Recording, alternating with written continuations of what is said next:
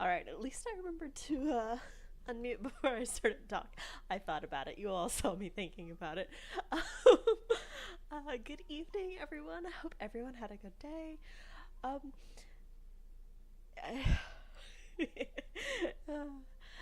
if it's some other time of day, I hope everything is going well. Um, like last time, this one may have a bit more spoilers, partially because of the length of the book, partially because of the nature of the book.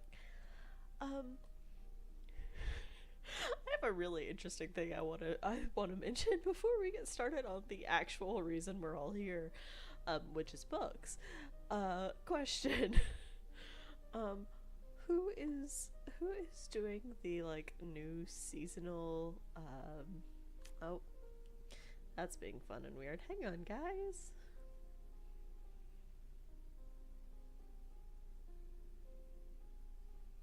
There we go. That works better. I was gonna say, who if anyone else likes to eat seasonal candy because like sometimes it's the best stuff ever. Um, Dark chocolate, strawberry, uh, chocolates at Valentine's Day, Queen Anne's cherries at Christmas, um, like whatever the fun flavor of candy is for the season. Like, when did the Halloween flavors change? Because Halloween candy is out in the stores, so spooky season is like right around the corner. Um, Peering up over the edge. When did it change? Because I remember um a while ago everything at Halloween was blood orange, and I love blood orange because it's not super sweet. It's a little on the bitter side. It pairs well with a lot of things. It can be a sugar-based candy like dots. It can be a chocolate-based candy. But like everyone had blood orange, and now it's like I can find one chocolate bar year round that has blood orange. And Halloween happens, and the Halloween candy comes out, and I go looking for the blood orange, and it's not there. um, it's like, here, have the pumpkin and candy apple. And I'm like, cool. Like these are nice and they are seasonal flavors. I will not argue with that. But like, what happened to the blood orange, guys? uh why are they now like mystery dots? Ooh, you don't know what they are. They're all black, but they have different flavors as opposed to the creepy vampire bat based blood orange dots that I was just like, yes, give me the whole box of blood orange dots. Um, and this occurred to me because I had one of the caramel and apple chocolates. And like, A, it's a milk chocolate, so it's already gonna go lower on the scale than I would like. But I was like, wait a minute, guys. Wait a minute. Why why no blood orange? Like, spooky season is when that comes out because it's the name. And no. So it's like cool. Apple base and pumpkin base, and let's go. Um, like I understand harvest fruits and harvest fairs, and everyone and their dog except me likes pumpkin spice and or likes actual pumpkin, and I'm not a huge fan of either. Uh, but yeah. Uh, brief ranty tangent, but please bring back the blood orange, the bittersweet blood orange. And you can, like I said, you can pair it with a sugar base to make it just sweet, or you can pair it with chocolate and let the bitter and sweet and tart all wrap up together, and it's just delightful. Like, we seem to have figured out what good Valentine's Day flavors are. Why do the fall flavors keep changing? Or even like have the fall flavors. absolutely. Make the caramel apple chocolates, make the pumpkin spice, whatever. But, like, give me something to work with, guys. Um, all right. uh, this week, the teaser, I don't know what to call it at this point. The hint I gave is that this time we're doing something mythic. Um, I am on the wrong page off my slideshow. Hang on, guys. I am smart. I can get to the correct page. There we go. Ta-da! Once again, I do not own uh, the rights to these. It's to entertain and inform, to recommend these books, for you to enjoy them yourself. This one is going to be a bit more spoilery, kind of like the last one. It's in a similar vein of I can't really talk about it easily without being a little spoilery. And what I noticed when I did Silverwing is it's probably better to spoil things and actually give you a better view of the book itself than to try to dance around all of the intricacies and just be able to say vague things the whole time. So I won't give away everything, but you will get a bit more of a feel for this one. It didn't do its hello. There we go. So the book is Goddess of Yesterday by Caroline B. Cooney. If this name sounds familiar, she is a prolific writer of a lot of things. And more than a few of her books were in my school library. I do think this is the only one I ever actually read, but more than a few of them were there. It was originally published by Delacorte Press in 2002, and it is a standalone novel. It is not a part of a series. I feel like that is unusual for most of the books I cover. Is my tracking off? I don't think so. I think it's okay. If you see me looking to the side, I am double checking both frames and tracking. Yeah, so it is not a part of a series. It is a standalone novel. It is wonderful. The original cover, this is kind of a visceral cover. So Goddess of Yesterday. This cover is by Tristan Elwell, who teaches illustration at the School of Visual Arts, and has illustrated numerous covers for children's and YA fantasy, for mysteries, and for magazines. If you are familiar with the Crispin books by Avi, Crispin and the Cross of Lead, Crispin and the Edge of the World, the End of the World. There's another Crispin book. The original covers for those were by the same illustrator.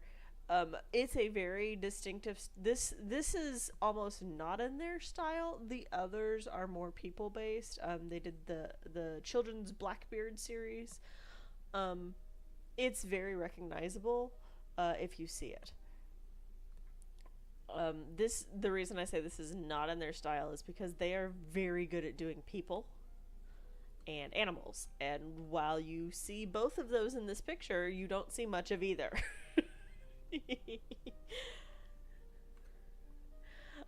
This is the newer cover. This is a 2009 Delacorte reprint.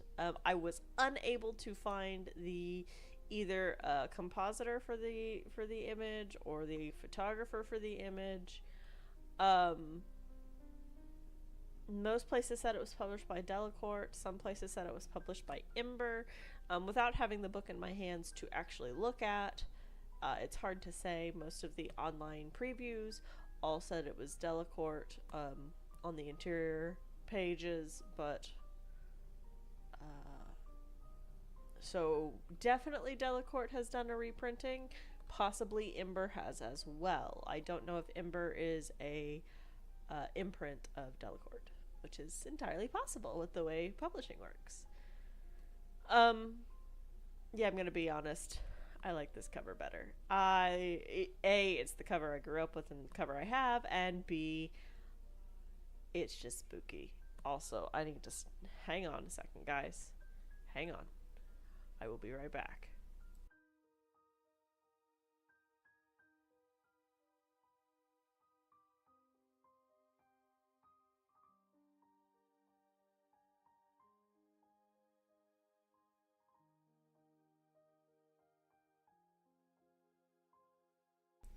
Okay, sorry. I could hear an echo, and I'm like, let me fix the echo. Alright, so yes, I do prefer this cover to the other one. But there is an additional cover. It is a newer cover. I was not able to find either the graphic designer or photographer for it. The author is Caroline B. Cooney, who has lived basically in the along the East Coast, born in New York and grew up in Connecticut, and lives in South Carolina. Other things I saw said that she lived in Connecticut, so she's lived in the East Coast. She's written a lot of genres. Many of these are for YA, but not all. So she has done thriller, suspense, historical, Christian, mystery, time travel, and romance. I'm pretty sure there's some overlap. I'm pretty sure Goddess of Yesterday sort of falls under historical, but nah, it's myth-based, so I think she's written at least one vampire novel, so yeah. The wonderful thing about things like time travel and vampire novels is that they can fall into other categories as well. But she is a prolific author. What you need to know. This book is Greek myth adjacent. I will get into that in a moment. Your main character is a side character. You have fairly complex questions for what seems to be a very straightforward morality, and then your main character doesn't grow. I will say that this is a many times reread for me. So for me, it was a very easy read. Something like 5 hours. Most of that in one sitting. But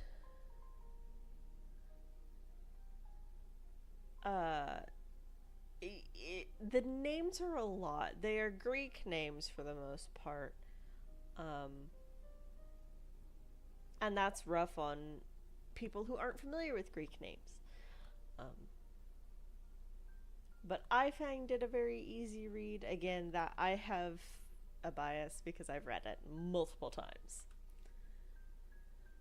So your main character is Anaxandra. She is very young at the beginning of the book, very stubborn, and the daughter of a pirate chieftain. He has 2 other children. They are both sons.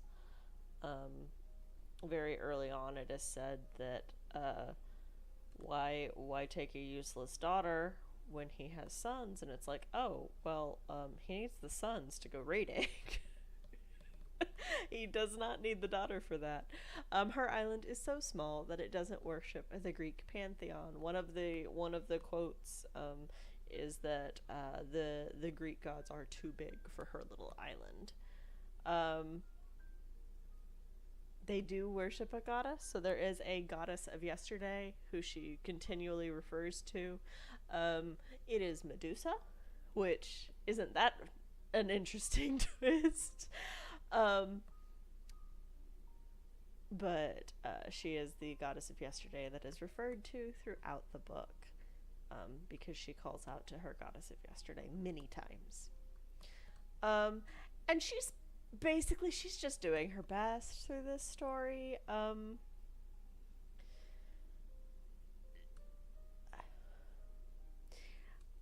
I can't say it's a truly story driven book because if it wasn't her, things wouldn't have turned out exactly the same.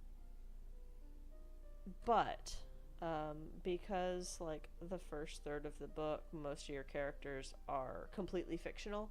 They're not fictionalized versions of myths. They're not retold versions of myths and new representations of myths. Um, you kind of could replace her with any other OC. Um, but we'll get into that in a moment. Um, so it is Greek myth adjacent. What I mean by that is this isn't a retelling of a specific Greek myth exactly. It starts before a Greek myth, it happens during a Greek myth, and it finishes before another one is completed. It does eventually lead to the beginning of the Trojan War. Um, I can't really hide that. I can't talk about this book without talking about some of those characters. And, surprise, Troy. Uh, the other thing is that many of the characters, especially after that first third thereabout, many of those characters are big names either in their own myths or they will be characters that talk about other myths. Heracles. Actually, I think they call him Hercules. Everybody else is Greek, but I think they do call him Hercules, not Heracles. Um, but he is mentioned a couple of times because he has a myth around Troy. Um, and then you've got various other myths. You hear about Medusa. You hear about um, you hear about Hera. You hear about there's a character, like, without spoiling everything, there's a character who shows up and you're like, oh, I know who you are. You're not dying in this book. It's like even without knowing where this book ends, it's like, yeah, you're not dying. You have more story to tell. Your story does not end here. Um, so your main character is a side character. So she is the hero of her story. The story about her and her survival, about going from a beloved daughter to basically being collateral to the other things that happen to her. Her survival. She is the hero of that story. But she's basically a hypothetical footnote compared to the stories that are going on around her. The story of Helen, of Menelaus, of Hector, of Paris. Castor and Pollux show up. These stories are happening around her, and they are much bigger than her. It's kind of like if Lord of the Rings, instead of being told by the Fellowship, was just told by random elf 47 in Rivendell, or just told by a writer of Rohan. Yeah, you're the hero of your own life. Like, that is never in question, but like, your story is very small compared to the story of the people around you. They also bring up in the book itself, it is stated as fact that Helen is the daughter of Zeus. So that myth is still very present. But other than the portents that would have been seen as signs of the gods are not seen, if that makes sense. So things like when the fleet is going to sail to Troy, the Trojans hear rumors of it, which is why it's in the book. The fact that Clytemnestra Agamemnon and Clytemnestra have to give up Iphigenia, sacrifice Iphigenia for the winds to blow, so that the fleet can get to Troy. That's mentioned, but and like the oracles are mentioned and things are mentioned, but you never really see proof of that divinity. Which kind of leads into the next thing, which is you have complex questions for a book aimed at children or young adults. It's probably closer to young adults because of some of the things that go on. Let's see. Do you have a recommendation for age? Book of mine? No, but you're very excited. Teens. There it is. I have an old edition, so it's very excited to be like, we have a website. And I'm like, yeah, good job, baby. It has some complex questions versus what appears to be very straightforward morality. Everyone agrees that killing is bad, but like raiding and pirating is a profession. It's a profession that everyone seems to be in. All of the men are raiders. If they don't go off raiding, it's because they're tending sheep or working metal at home. It's not a it's an acceptable it's an acceptable profession. But like killing people is frowned upon generally. Hospitality is a good thing. The gods demand that you be hospitable, but if you allow too many insults without rising, oh well, you're weak. And then if you acknowledge the insult, well, by the laws of hospitality, there's a way to deal with that, and it's not just, murdering them. And then lying is bad. That's accepted a lot throughout the novel, but what about surviving? What about the lies you tell so that you can live?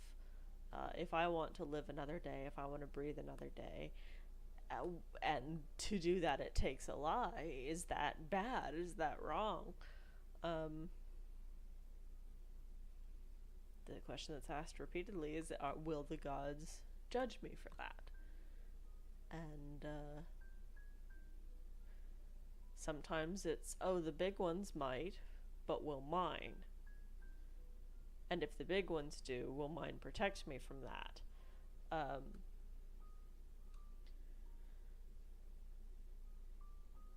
There are some interesting questions of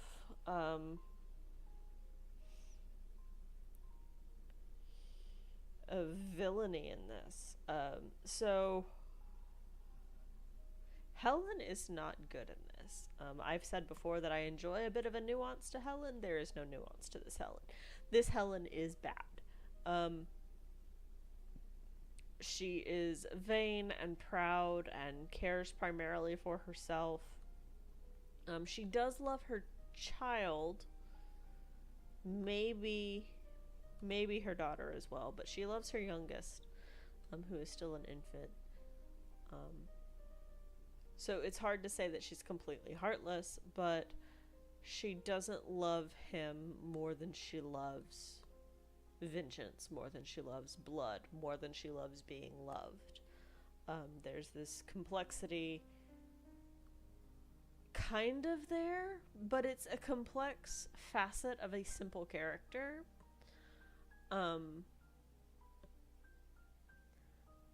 Paris is a very simple character. Menelaus is a bit more complicated. Agamemnon shows up briefly. He's not very complicated. He wants entertainment. That's basically him.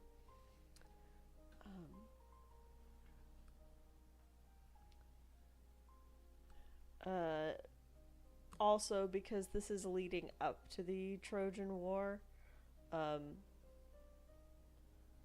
you don't see Odysseus. So that trio, the Odysseus, Telemachus, and Penelope, they do not come in at all. Your other thing is that your main character doesn't grow. So time passes and she grows older. Um, but like I said, after about the first third, all of her character development kind of stops. It's less about her growing and more about her adapting to the world as it rapidly changes around her.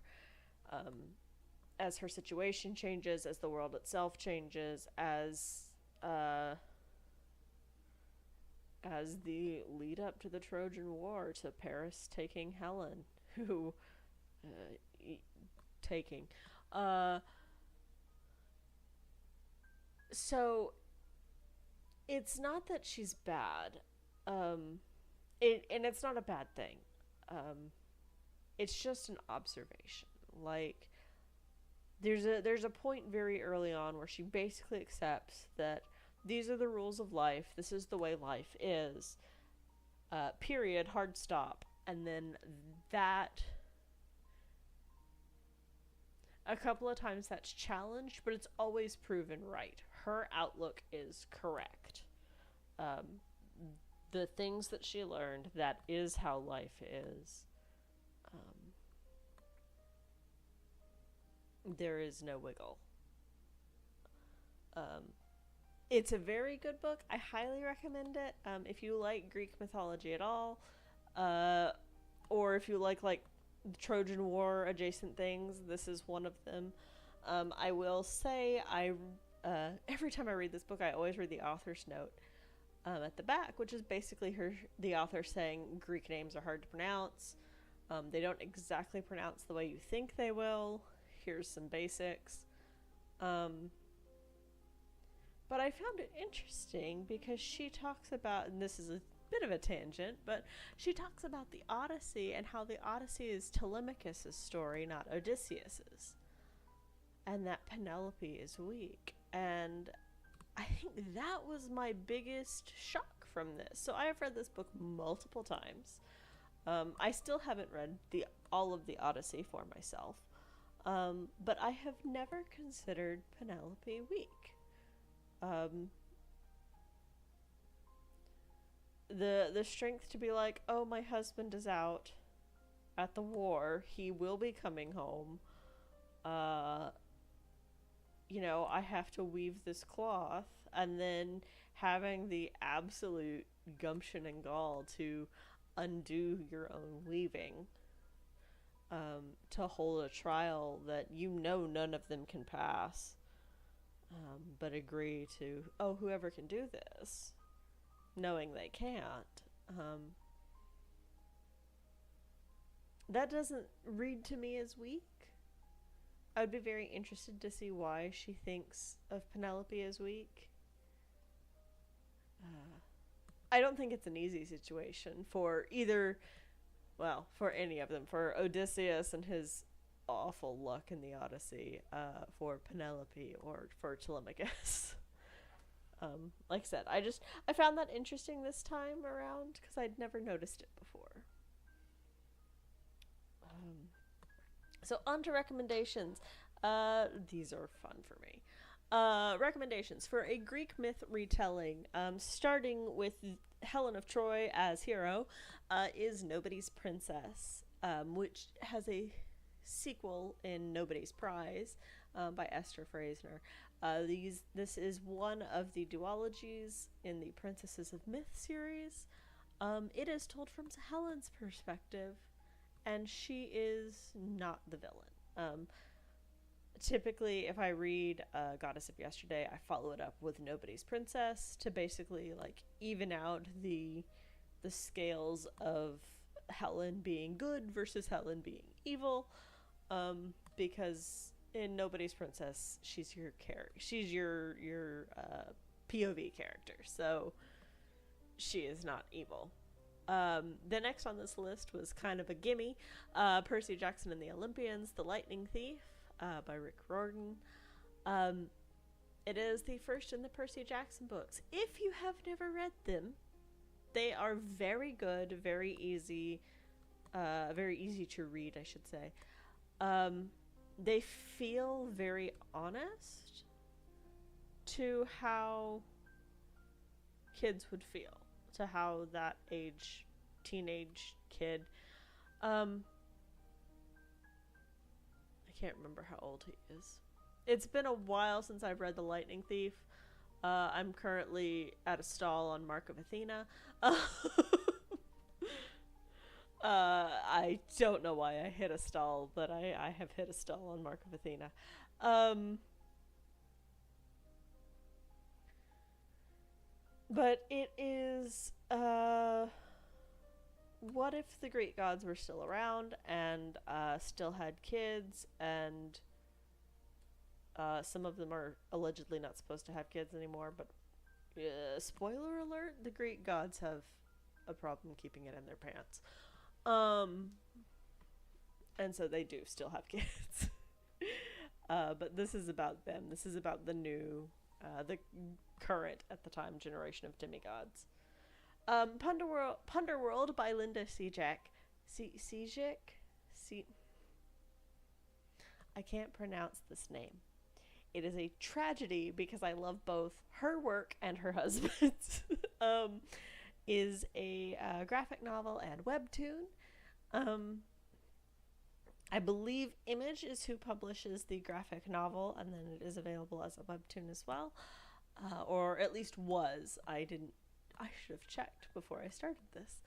Um, and it is a retelling of Hades and Persephone.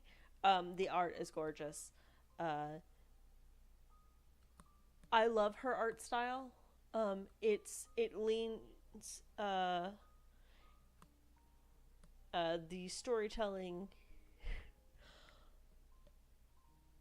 It leans more into the modern interpretation of Hades and Persephone, and I am absolutely fine with the Greek couple with the least problems becoming the Greek couple with even fewer problems. um,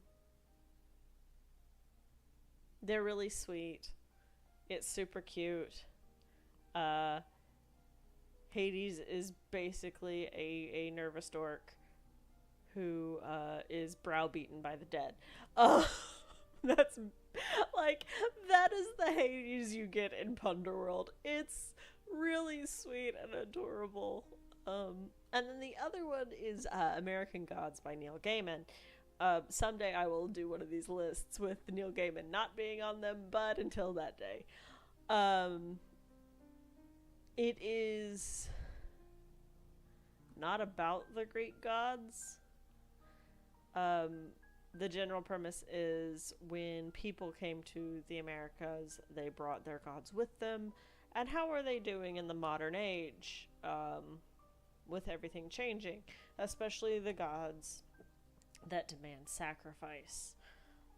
So you've got multiple pantheons going on. You've got the new generation of gods, which are things like internet. Or I don't think it's internet, it's technology, I believe. But you've got the new generation of gods, and are they trying to kill the old gods? Are they not? Are the old gods just dying because no one worships them anymore? It's one of those kind of stories, and it's kind of an observation of, do we even need them? That one is very dense. That one is for adults, not for teens or young adults. It is very dense. It is not an easy read. It is a compelling read. But if you're looking for a light weekend reading, that one's not the one.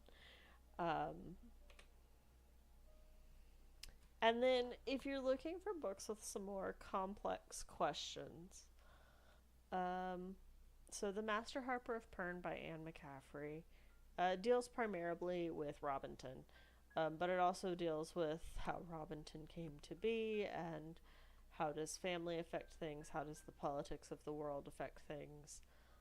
He is the Master Harper, and he is the bridge, basically, between the Dragon Riders, especially once they come forward from the past, and the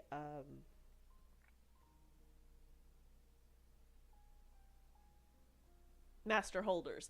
I'm like, what is their what are they called? They are not cities. The master holders and the hold keepers. Um so because dragons fight Thread and Thread is dangerous. Because dragons fight Thread and the Harpers tell the stories and the keepers supply what a weir, which is where the dragons are, cannot make for itself. Like there's this delicate balance, and what is the Master Harper's responsibility in all of this? What is his responsibility as a man? What is his responsibility as the Master Harper? What is his responsibility as the son, the genius son of someone else? It explores a lot of complex problems. I love it because I love the character of Robinson. The Hogfather by Terry Pratchett is a very much more light-hearted approach than the Master Harper of Pern. But as Terry Pratchett does with basically all of his Discworld books, he does deal with heavy subjects in a light way.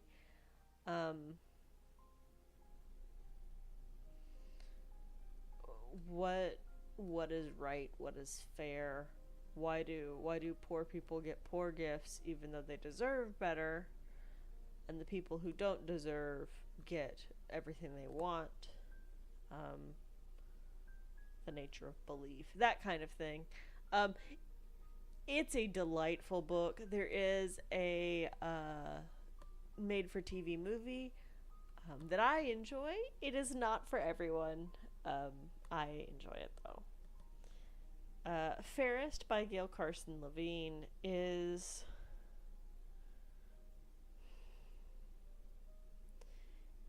it's deceptive in that you go into it thinking it's a retelling of Snow White, because that's absolutely what it is. And you get to the end and you realize it's asked some pretty big questions. At one point, there is a rhyme that is made that starts with "Who judges the judge? Who judges wrong?" And so you've got questions like that. You've got questions of what does it mean to be beautiful, which does tie down into uglies. But you've also got questions of power. What makes power? Is power always corrupting? What would you do to keep power? What would you do to gain power? And is power worth gaining or keeping? On a very basic level, it's a retelling of Snow White. You can enjoy it just for that fact. So all four of these, even uglies, all four of these can be read at a very surface level read and be highly enjoying. And I would almost say that you should read them as a very surface level read the first time through, and then go digging deeper later. But if you want to go digging, these are some good books to go digging in. Uglies by Scott Westerfeld is a sci-fi. How do I explain Uglies? Everybody gets plastic surgery at a certain age, and they become pretty. And when you find out that part of becoming pretty, Taliwa finds out that part of becoming pretty is basically getting a brain chip, that makes you a bit of an airhead. Like a lot. But you're super pretty and get to go to all the parties and have all the fun and don't have any worries. So that's a fair exchange, right? Well, it's an exploration of what are you giving up? What are the alternatives? And one of the most interesting things is that it's a bit of a subversion of the trope that comes later. So Uglies is an old book for this. Hang on, let me tell you the exact date for Uglies, because it's not an old book in like book standards.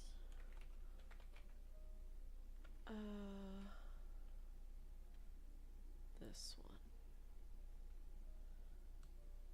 When were you originally published?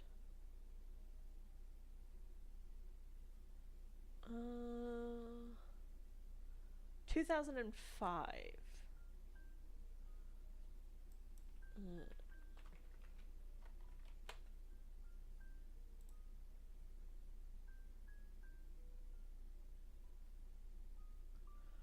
All right. So for reference, because the easiest thing to point at is the Hunger Games with them. The Hunger Games came out in 2008. In 2005, is when Uglies was published. And so ahead of the curve. So at the time there wasn't a lot of tropes for teen dystopian novels. But looking back now, Uglies didn't fit that mold. Like from a 1,000-foot view it looks like it should. It does not. Perhaps most importantly is the fact that Tally wants to be pretty. And it's, what do you do when that is what you want and you are learning things about that that are not necessarily good things, but like, again, airhead brain chip, but all the parties in pretty clothes and you look good and you date hot people. So that is the part of the complexity of that. Highly recommend that one if you're looking for something a bit more complicated to get into.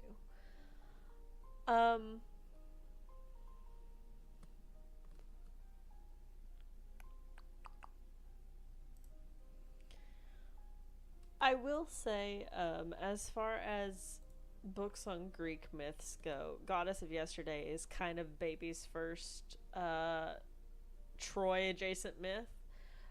It is a very easy read. It is a very clean story-wise. Caroline B. Cooney does an excellent job of making heroes and villains, and kind of taking the people who you know to be heroes and being like, they're not super heroic, and then taking the people who most people agree are villains and being like, yeah, no, but what if they're like extra evil?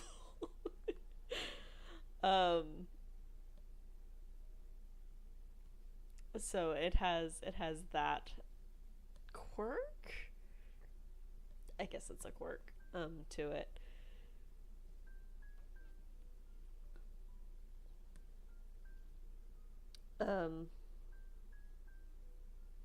I debated, so I had a bit of a debate between putting Punderworld on here or putting Lore Olympus, and I love them both, and their art styles are vastly different. But Punderworld is by Linda Sejak, and I love it, and I love her art style so much. So that one had to get my spot.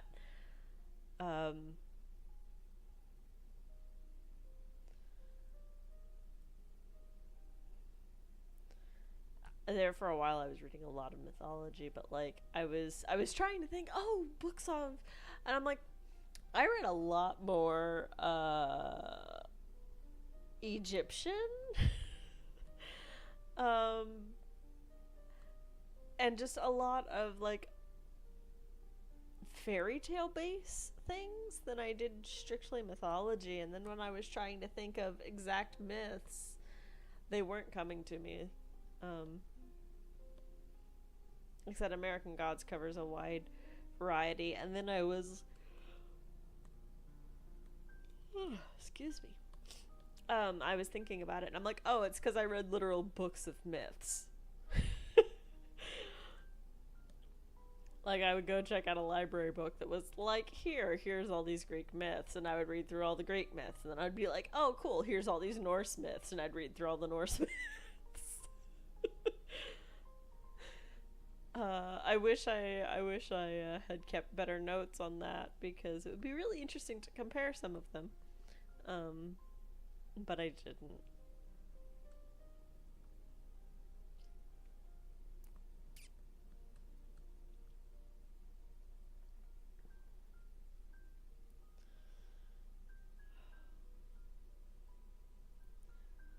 Yes.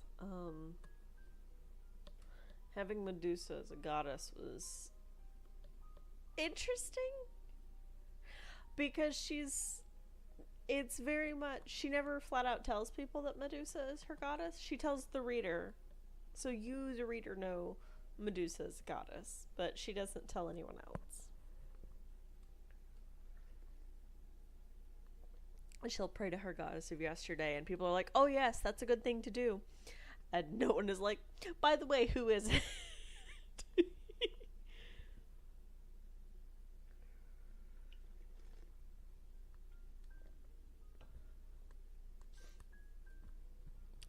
If you do enjoy Nobody's Princess and Nobody's Prize, um, all of her Princesses of Myth series, I've read most of them. Um, well,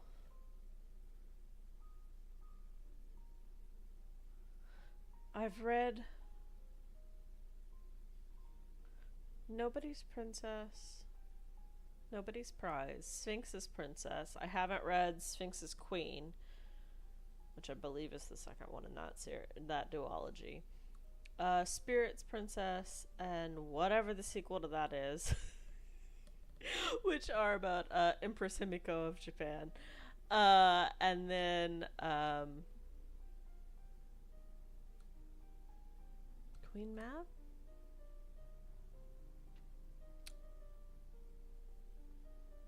What is that one? Computer, help my brain, please. Princesses of Myth series. Spirit's Chosen. Deception's Princess. That's Queen Mab. Wait, has she not written the sequel for that?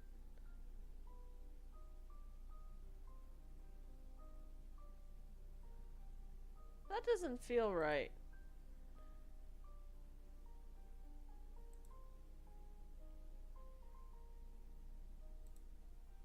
Does this really not exist yet?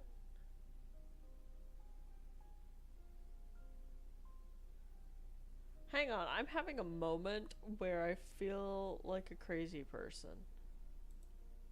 So, pause.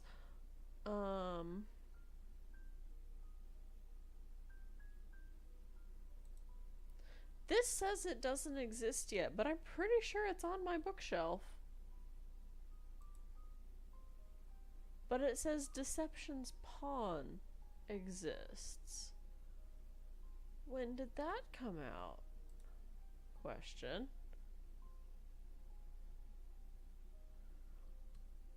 Sorry, y'all are going on a journey with me for a second. That came out in 2015 as an ebook. That feels wrong. I'm checking my bookshelf right quick. Hang on, darlings. I'll be right back. Let me check a bookshelf. I'm gonna take my headphones off.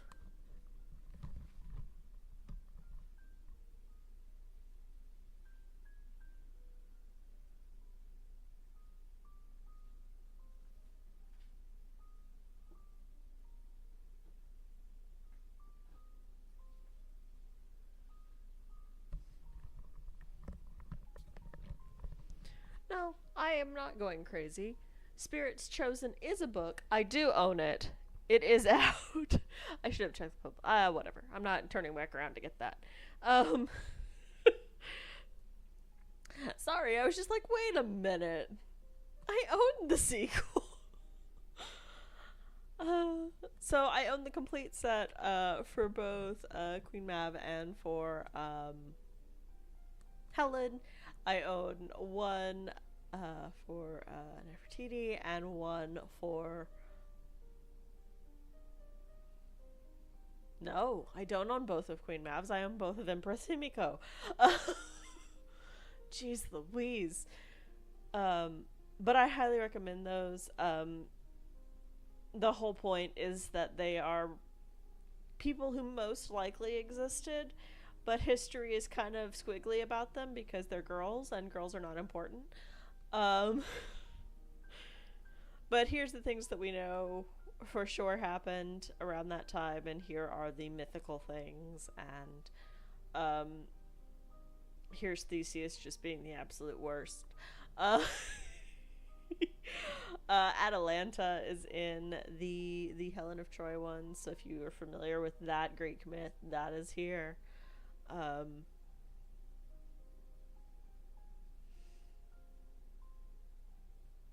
trying to remember which myths all go with Helen.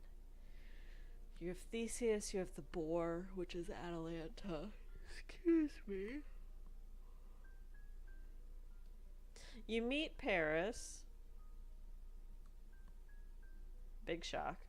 I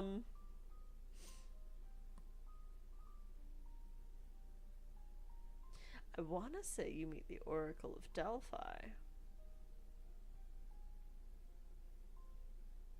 I think you do. I think you absolutely do. But so it's a lot of fun.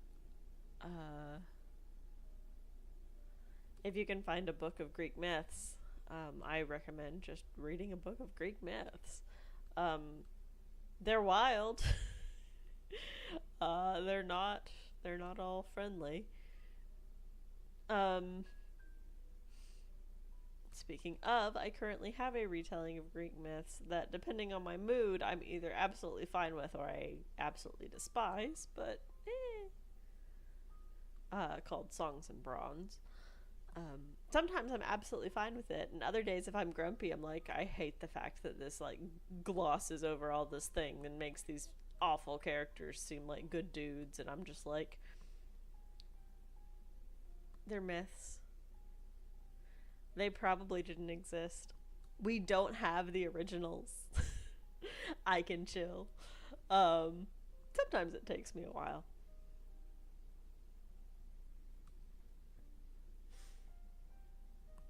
But yeah, mythology has always been a fun thing for me. The difference between the Greek and Roman is also there is another book. Hang on.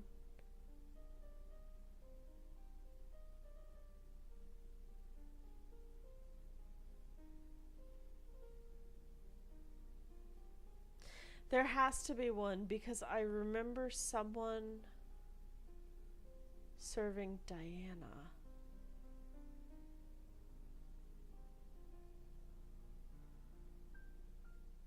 What was that book?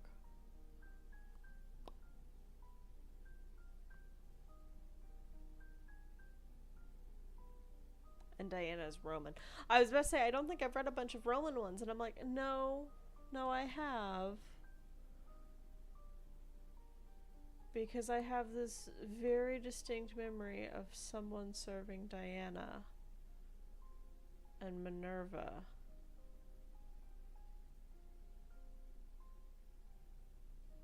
Or serving Diana and being compared to Minerva. It's... Look. Why can't I think of that book? Is it one of the princess books? It could have been one of the princess books. There's so many of them.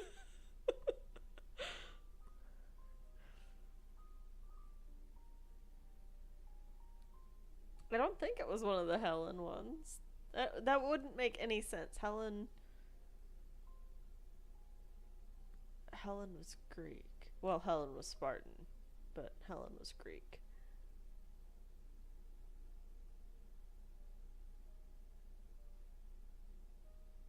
What would that have been?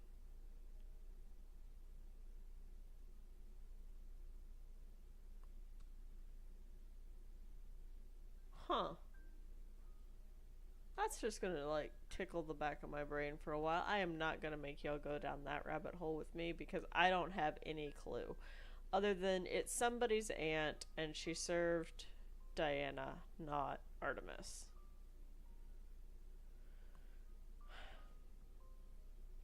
Because Romans.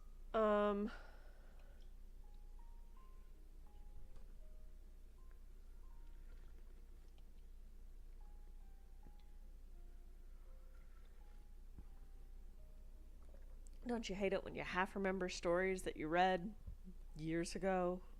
And you're like, I think I liked that book. What was it? And then you're just like, probably from the public library. It's probably been weeded out of circulation by now. Because the odds of it still being in circulation are slim.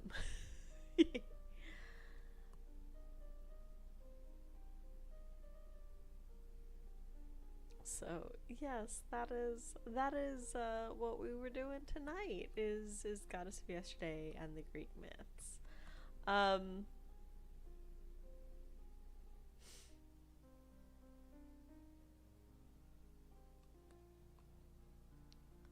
think that's gonna be it. I could complain about candy some more. That's not helpful. Um,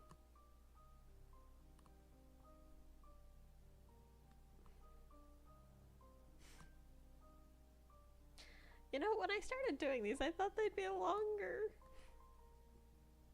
Turns out I underestimated my ability to talk without just absolutely spoiling everything.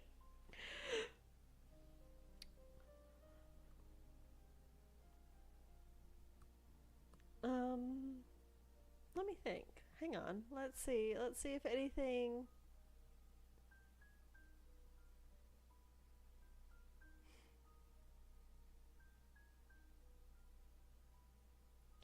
If I was going to be. Did I read a book about Caesar? It's highly unlikely. That doesn't sound like something I would read. It might have been a book about Cleopatra, because she did visit Rome as a child before she was queen. But that doesn't feel right either.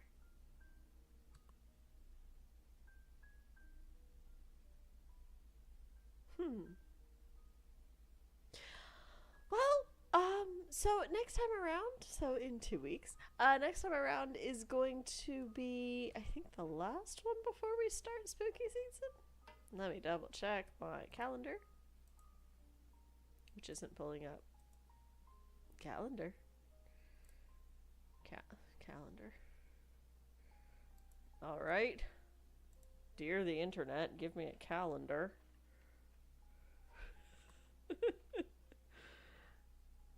Calendar. Oh gosh, what is that? Go away. That's not what I want. Just give me a basic time and date and picture. Thank you. Jeez Louise. Bigger please. Thank you. Let's see. So, alright. So, the 6th, which should be the next time we do this, should be the last thing before spooky season, because I know what I want to do to transition us out of September and into October. I have to figure out what order I'm doing the October books in, but I already know what books those are going to be. Oh, we're gonna... Huh. I may leave. I may ask y'all later. Because we are going to. One of these is going to fall on the 1st of November. I can either do extend spooky season, or I can start on the holiday season. Just let me know. I guess. I can work that either way. I am not a huge fan of the spooks, but I have enough spooky books for that. All right. I will see y'all in 2 weeks for the next one. Um, I'm gonna be honest. It's a bit of a mystery for me too. This next time. It should be YA though. I think we are around to YA. No, we just did YA. Oh well, we'll do it again. So I will see y'all then, you guys. Have a good night.